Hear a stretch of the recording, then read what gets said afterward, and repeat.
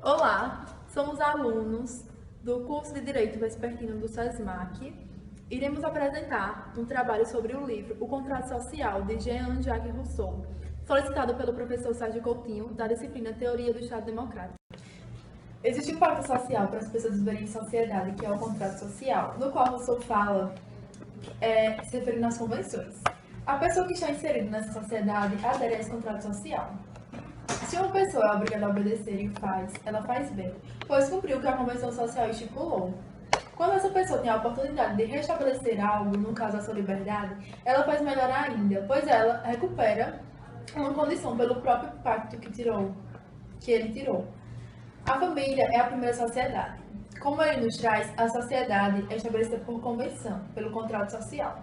A sociedade familiar é estabelecida de forma natural, pois os pais vão criar os filhos até eles se tornarem independentes. Após isso, deixa de haver um vínculo natural e passa a ser por convenção. Rousseau diz que os filhos de escravos já nascerão escravos, que isso já era natural. Ele diz também que se há escravos por natureza, é porque já houve escravos contra a natureza e que a força fez eles ficarem assim. Quem é mais forte supre a fraqueza do outro. Ele nos traz a questão do direito de ser fraco em razão da força, pois a partir do momento em que se é forçado a obedecer, não faz mais por obrigação, e sim pelo uso da força. E a partir do momento que não vai mais a força, não haverá mais a obrigação de obedecer. Ele fala que ninguém é obrigado a obedecer por força, e sim aos poderes legítimos, já que é esse que compõe o direito.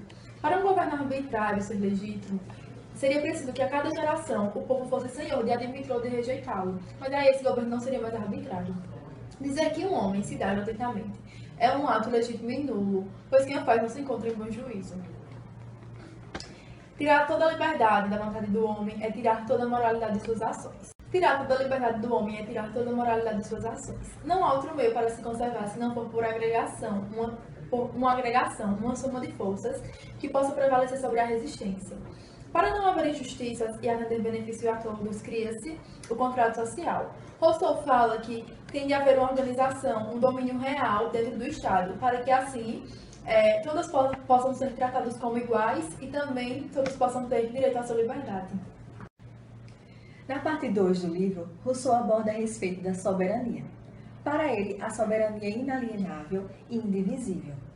A soberania, que é o exercício da vontade geral, e o soberano, que representa um ser coletivo, só pode ser representado por ele mesmo. No caso, o poder pode ser transmitido, mas a vontade não, sendo, portanto, a soberania inalienável, que não pode ser transmitida. O autor afirma que todos querem sempre o próprio bem, mas nem sempre esse bem será o bem de todos. Daí que ele faz a distinção entre vontade de todos e vontade geral. A vontade geral é representada pelo bem comum e a vontade de todos prende-se ao interesse privado, sendo então a soma dos interesses particulares. No capítulo denominado do direito de vida e morte, Rousseau aborda a questão da proporcionalidade da pena de um assassino. Com relação à pena de morte, ele fala que nós sentenciamos alguém à morte para nos proteger de um crime que o indivíduo cometeu e que pode muito bem voltar a cometer. Ele acredita na capacidade de regeneração do indivíduo, mas ele fala que como o indivíduo, por sua própria conta e risco, buscou o crime, cabe à sociedade eliminá-lo e não repará-lo. Rousseau aborda também a importância do legislador no contrato social. Para ele, o indivíduo que deve elaborar leis deve ser alguém com inteligência superior, exímia sabedoria e superioridade moral.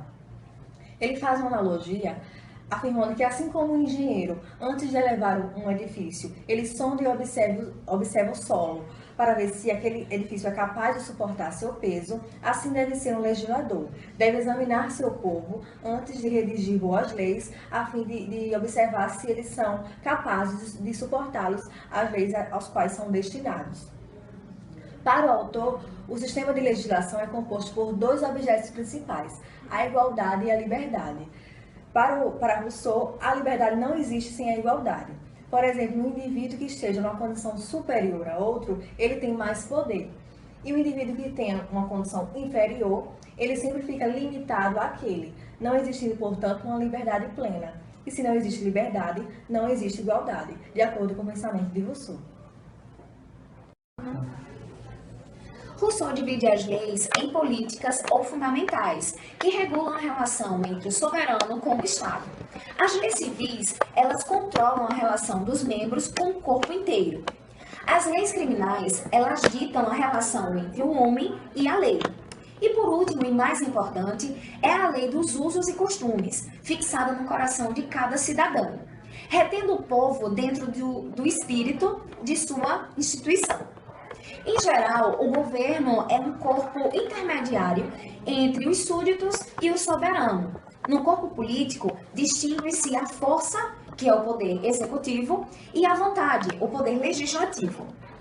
O governo é exercício do poder executivo, onde o príncipe ou os magistrados administram. Rousseau fala que numa legislação perfeita, ela é nula. Numa legislação perfeita, nula deve ser a vontade particular. A vontade soberana sempre será dominante. Quanto mais numeroso o povo, mais forte o governo precisa ser. Rousseau diz que a divisão do governo se dá pela democracia, que convém dos estados pequenos, onde o soberano confia o governo a todo o povo ou parte dele, e que, na verdade, não existe democracia e nem vai existir, a não ser que esse governo fosse dos deuses, porque não compete ao homem um governo democrático. Essa divisão, ela também se dá pela aristocracia. Existem 3 espécies: a hereditária, a natural e a eletiva. A melhor delas é a eletiva, porque restringe o número de magistrados. Essa aristocracia convém dos estados médios. O soberano confia o governo nas mãos de um pequeno número de cidadãos. Na monarquia, voltada aos estados grandes, o soberano confia o poder nas mãos de um único magistrado, onde a vontade particular facilmente ela domina as outras. Quanto aos governos mistos, Rousseau diz que o simples é o melhor, justamente por ser simples. Porém, quando há mais relação entre o príncipe, o Estado civil só pode subsistir na medida em que o trabalho do homem render mais do que o necessário. Rousseau diz que o sinal de um bom governo é aquele onde os cidadãos eles se multiplicam. Porém, quando há mais relação entre o príncipe e o soberano do que entre o povo e o príncipe, divide-se o governo formando uma força média. Vou falar um pouco sobre sobre o abuso de poder dos governos na sociedade. Segundo Rousseau, a partir do momento em que o governo tem líderes à frente, a partir do momento a sociedade não é mais livre. Ele falava que também era possível você passar da maioria à minoria na democracia à aristocracia, e da aristocracia à realeza, mas não da minoria à maioria, por conta que isso seria uma afronta ao poder dele. Ele falava também que existia vários tipos de abandono ao governo. Esse tipo de abandono seria quando o governo atingia um patamar alto e não governava segundo as leis que o Estado pedia. Quando isso acontecia, quando o governo atingiu o índice mais alto do seu governo, o pacto com a sociedade era quebrado e todos tinham a sua liberdade corrompida por conta que o governo queria que eles vivessem daquela forma que o Estado estava obrigando. A partir do momento em que o Estado tem líderes à frente do seu país, o povo não se considera mais livre.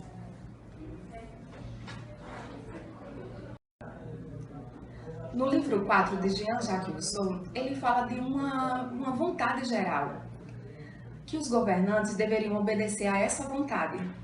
A vontade geral é diferente da vontade de todos, pois a vontade geral trata daquilo que seria bom para toda a sociedade, enquanto a vontade de todos é a soma dos interesses particulares de cada indivíduo. Mediante esse pensamento de Rousseau, a burguesia foi contra. Ele dizia que a propriedade deveria ser melhor distribuída para que houvesse liberdade. Essa era a rejeição da burguesia, porque só cabia a eles os seus interesses próprios. Rousseau aborda um tópico sobre liberdade e igualdade. Ele diz que com a criação da propriedade privada, com a criação da propriedade privada, o homem deixou de ser igual. Ao mesmo tempo que ele perdeu sua igualdade, perdeu também sua liberdade, porque